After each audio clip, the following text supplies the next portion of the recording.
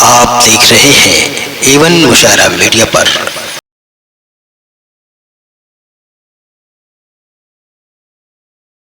محترم حضرات، اب بلا کسی تاخیر کے ایک تقریر سماعت فرماتے ہیں بعنوان محمد مصطفیٰ بہترین رہنما، جس کے لیے میں آواز دوں گا ابو قتادہ محمد طارق کو اس شعر کے ساتھ کہ ہر بحث سے بالا تر ہے ذات محمد کی، ہر بحث سے بالا تر ہے ذات محمد کی، محبوب خدا وہ ہیں کیا بات محمد کی، ہر دور میں جو انمٹ ہے بخشا ہمیں وہ قرآن، امت کے لیے دیکھو سوغات محمد کی صلی اللہ علیہ وسلم۔ ابو قتادہ محمد طارق، مائک۔ السلام علیکم ورحمۃ اللہ وبرکاتہ۔ بسم اللہ الرحمن الرحیم۔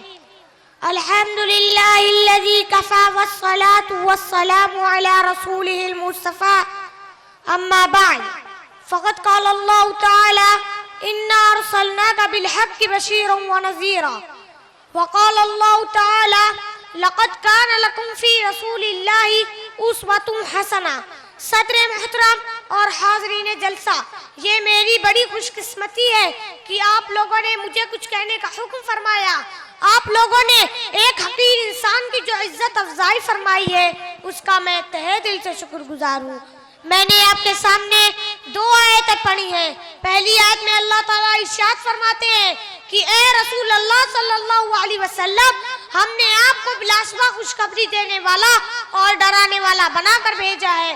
اور دوسری آیت میں اللہ تعالیٰ انسانوں سے مخاطب ہو کر فرماتے ہیں کہ تمہارے لیے اللہ کے رسول بہترین رہنما ہے۔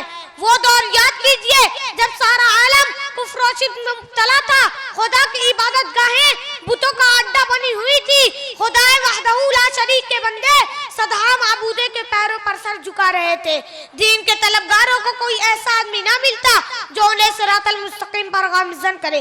اتنے میں رحمت الہی متوجہ ہوئی، اب دین شریعت کا موسم خزاں رخصت ہو رہا تھا، موسم بہار آیا اور اس سان بان سان کے ساتھ آیا کہ چملستان گل و گلزار ہو گئے، شریعت حقہ کی خوشبو چاروں دانگ پھیلنے لگی، یعنی پیغمبر آخر الزمان، ہادی برحق، فخر الرسول، سرکار دو عالم جناب محمد رسول اللہ صلی اللہ علیہ وسلم ایک کامل اور مکمل شریعت لے کر اس دنیا میں تشریف لائے اور دنیا کو اسلام کی کرنوں سے شاداب کر دیا۔